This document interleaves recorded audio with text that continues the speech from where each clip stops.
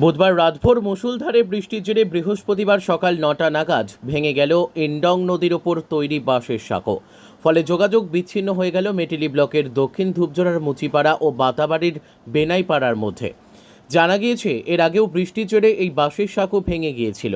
তাই দুই এলাকার সাথে যোগাযোগ বজায় রাখতে মঙ্গলবার ইন্ডং নদীর ওপর গ্রামবাসীরা স্বেচ্ছাশ্রমে বাঁশের সাঁকোটি তৈরি করেন।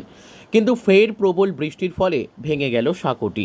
উল্লেখ্য, ওই বাঁশের সাঁকোর ওপর দিয়েই ওই দুই এলাকার বহু মানুষ সহ স্কুল পড়ুয়ারা যাতায়াত করে।